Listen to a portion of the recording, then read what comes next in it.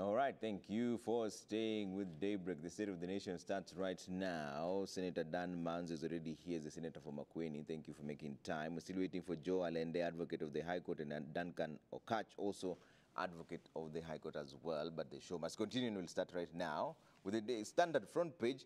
Another route of tax law bites the dust. Country's finances in major crisis after judges declare Finance Act 2023, which the government was banking on after the fall of the 2024 Finance Bill, unconstitutional, leaving authorities with option of appeal or reverting to Uhuru's 2022 tax laws. Manzo, first of all, what does this mean for the country?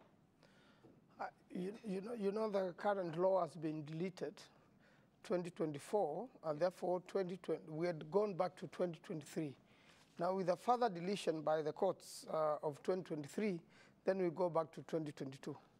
So we have to utilize what President Uhuru left. I was in this case assisting Omutata, and in fact, I'm the one who researched on public participation.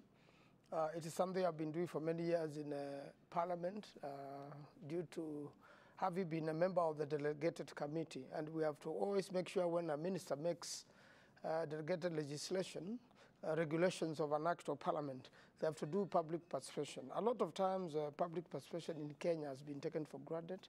We had proposed one time a public participation act which never came to fruition because parliament elapsed. So up to today, we don't have a public participation law, but we have guidelines in the constitution, and we have court rulings. That's what has been tried to explain what is sufficient public participation, what amounts of public participation. And therefore, what happened in this particular case, and I'm the one who pointed out to the High Court, when we went for this pleading, there was, you'll introduce, there were sections introduced on the floor of the House, major amendments in the Act. And every time you bring something new, then automatically you must take it back to the people so that the people can deliberate on it. And I find the Court of Appeal having done justice to the country so that we can all make law without impunity, so that the great numbers in the House, you don't just pass bad laws and then push them to the people. I really want to thank the Court of Appeal for having found out that there was insufficient public participation and it was unconstitutional. And therefore now we've got to go back to 2022. But what does that mean for the running of government? Because each and every year there was an appropriations bill. They plan to spend based on what they would collect. What does this then now mean for government? Well, it means we must quickly fix this. We must come up with a new finance bill. We have to do a new finance bill. And even on the 2022 one, if provides the guidelines, it can be amended sufficiently to run the government for a few days. Unfortunately, even if you have these finance acts, Kenyans collect a lot of taxes. There is misuse of, public funds every year. There's a lot of seepage. Money is highly wasted. So I don't see the country losing much as it is trying to fix this. Because, every financial year, like the whole of June is usually wasted. July, wasted. There's not much government activity going on with government financing. Then August, things start picking again in September. A little action in October. And then by December, January, things begin going down again as you prepare for another cycle, financial cycle. And by June again, the budget is read. So I think it's a high time now. Treasury became very serious and provided guidelines. Parliament can still come up with something unshadily to be able to sustain the projects which have been going on. Yeah, because that was my next concern. What about the contractual commitments that have already been gotten in? Unfortunately, we have a lot of pending bills. They have not been paid over the years. Businessmen who have worked for the country have suffered a great deal. And that's why we need to urgently, the National Assembly need to urgently fix this. We need to have a proposal. Now that the current finance bill has been deleted completely, And a part of it, even if there was an effort to amend it, there would have been a discussion in the country to make sure that the right thing is done. And if Parliament adhered to the principle of public participation, you know, what Kenyans propose should become a greater part of a law. You know, all those inputs. But what they tend to do is to take very little, ignore everything Kenyans have said. And that's why we had a problem with the Finance Bill 2024. When Parliament was overrun, and the Genesis promised to visit the President the Thursday which followed, on Wednesday, he did a very unprecedented thing to delete the whole bill. What he would have done is to withdraw it in good time, consult with the Kenyans, and bring it back to the House. But unfortunately now we are in a serious mess, and it is part of putting the country into a recovery track. Yeah. We need to recover, you know, the government operations in this country. We've still got a lot to do when it comes to the expense of running government. When the president moves around locally and internationally, yeah. Then you know, these budgets of first lady, second lady, you know, they need to be relooked at so that the things they are doing are also in line with some of the main projects. It never used to be like that in the years to pass. We need to look for ways of saving the monies which you have collected. And I can assure you Kenya collects a lot of taxes. There's a very good example which was done in America by President Reagan. He lowered taxes during his time because America was facing almost a similar situation of high taxes and things like that, and tried to recover from economic hard times. So they lowered taxes, but created a lot of job opportunities, created a lot of business, made a lot of businesses work. And by doing that, the economy quickly recovered. And he's one of the presidents who have gone down in history in America of having, you know, done very well for many people. Therefore, Kenya should do the same. Rethink again the whole idea. Lower taxes, come up with payable taxes. And then there are many local examples.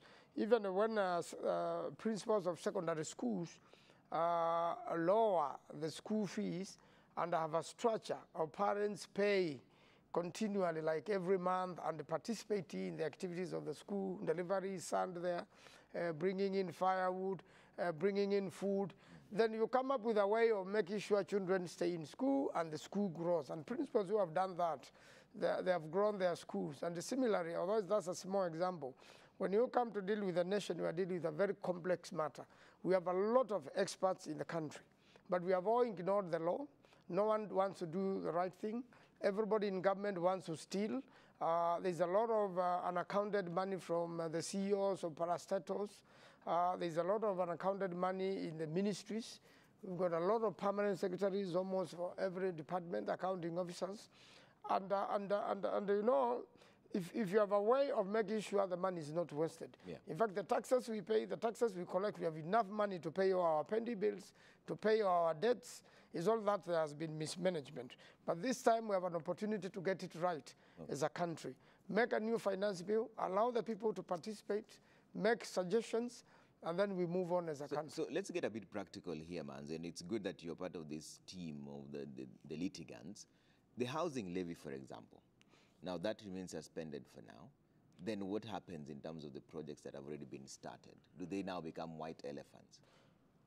They can't, because even when you started collecting the housing levy, the money never went straight to the construction of the current construction. Remember, the housing levy has got a lot of lies in it. Development is done by developers. There are already private developers doing a lot of houses in town, and who have their own way of getting funded, and who do that as their business. Now, when you come to what is government developing specifically, there has been serious disorganization in that. And if the country as a country, or even the Department of Housing, wanted to do away, for example, with the slum in Kibra, you know, there's a project which has been going there, referring to the same way Rwanda is doing. You know, Rwanda is removing its slums And then they, first of all, there is transparency. They make sure that the people who have been removed, when they do the big story houses, are the same people who come back. Now, if you really wanted to do that with Kibra, and so long as there is transparency and somebody can trust the government, because ordinarily what happens is even the houses being developed, they're too expensive for normal Kenyans, for common Kenyans. So they cost 3 million shillings. How many Kenyans can afford to buy a house for 3 million shillings? Most Kenyans can afford to rent or go back to the rural areas or to the smaller towns where they can afford. So if government had a serious program, it all goes to how the people can trust the government. The trust deficit has been very high. Then we would have by now done away with Kibra. And all the people living there, you know, from where you create space, that you build, you know, the tall buildings, that you move everybody there, and you continuously do so. You'll even find that you have enough land to do schools, to do stadiums within the Kibra land. But there has not been serious commitment. So even if the housing collections are in limbo, we were collecting money and not using it up to now. Okay. I remember a few months ago, the president came to Makueni. There's a big government housing project which has been pending for years. And he promised that it is going to have a contractor within a week. He promised that the contractor will be back and work will be going on. But now it is months. They have been collecting all this money. Yeah. We haven't seen any contractor, and it was going to offer, you know, jobs for about 1,000 youths, you know, Masons. So they went there as the president had promised. Yeah. And there was no contractor. They waited for a week. Nobody showed up, and up to today, yeah, there's no activity going on. That is a government land, you know, government housing project which are stalled. So why don't you then start the ones which are stalled?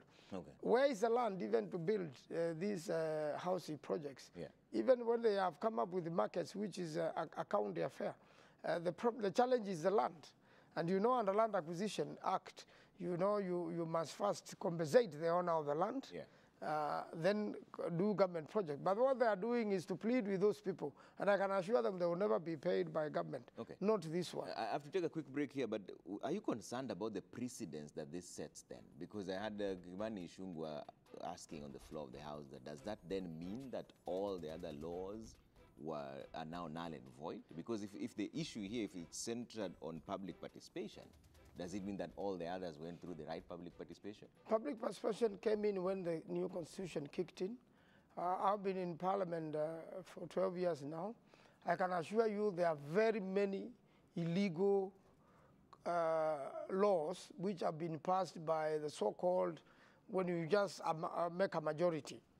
There are very many laws whereby the public participation is just a sham. But we have used, you know, the power of the thumb. That attitude Kimani Ichung'wah has is to rule people by force. Unfortunately, it's unconstitutional. You can't, Kimani Ichung'wah is not the law.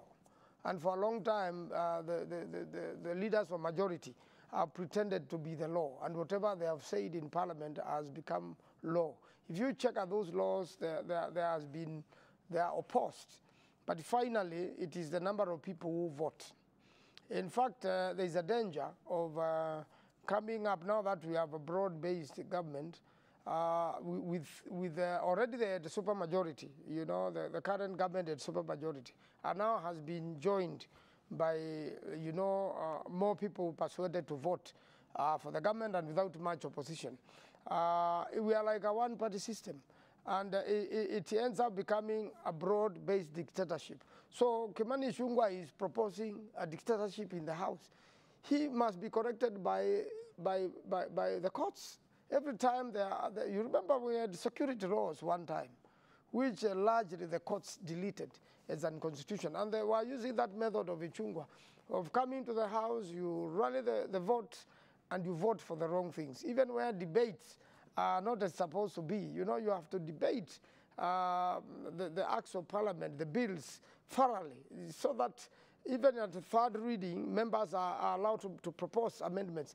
And I want to congratulate the Honorable Millie Odhiambo. She's been very vigilant all the years. For any bad law, she must oppose it, even if we are going to lose on the floor of the House. Okay. So a lot of times minorities lose on the floor of the House, or the opposition loses on the floor of the House, but a bad law is made. The only other savior of the people are the courts. Yeah. And I'm happy the courts have to come up firm. And these are, you know, when we are doing this sort of thing, yeah. Kimani Ichung'wah must know that Parliament was represented by very senior lawyers.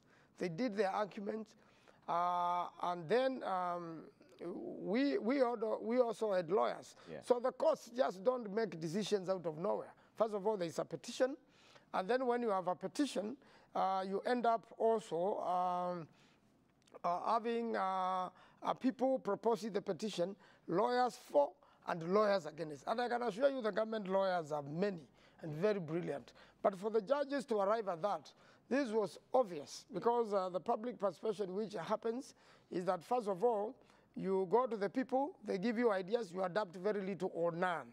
And that happens especially with the finance bill. Finance bill ends up being what it was from the time it was designed in Treasury. It goes to Cabinet, comes to the House, very little is changed, and goes back to Treasury for implementation. Okay. And that's why the people have resisted. That's why the people have found it very difficult. And many Kenyans are reasonable. Many Kenyans are educated. As I've always said, it is not Kimani Ichung'wah. Kimani Ichung'wah is not the most brilliant Kenyan, even if he went to Alliance High School and all those things he boasts about. There are many other Kenyans also who went to Alliance School with him, and many other good schools. So he must know that house is full of brains. Yeah. And Kenyans are full of brains. So when Kenyans advise him, you are wrong on this, you can't use force. Yeah, his concern was that, what does it mean for all the other laws that have been passed? It means each law, you know, has to be presented to the court. There are many laws which have not been presented to the courts, and Kenyans have to be grateful to Senator Mutata. He's also been vigilant, and he has studied that area very well, yeah. Public interest litigation, where the public is likely to go at a loss. He has come out to go and make arguments in court. And you know, this public litigation is usually voluntary. You volunteer yourself to go and push a public interest which you think has not been handled well. So public persuasion must be taken seriously. It must be taken seriously in the counties, yeah. And it must be taken seriously by the national government. Okay. And the fact that you have you know, majority, super majority in the House, it doesn't mean that the minority ideas don't count. So the government must also be reasonable. And there's many brilliant lawyers, and I'm happy now we are going to have an Attorney General who is very well versed with the law. The Attorney General's office should also advise on the legality and the legality of a law, so that you reduce the litigation. Okay. But so long as Parliament is going to be dictatorial, then the courts have to annul laws which are illegal and unconstitutional. Okay. I have to take a quick break here. When we come back, we're still talking about the state of the nation. We're talking about on the issue of another Ruto tax law bites the dust, according to the Standard headline. Joining us after the break is Duncan Okach, advocate of the High Court, is now joining us. We're still waiting for Joe Halende, advocate of the High Court as well. And Joe actually had declared himself as the Secretary General for UDA. We'll find out from him as soon as he walks in what that was all about. But keep your views coming at Trevor Mbija at Citizen TV Kenya. Use the hashtag Daybreak. See you in a bit.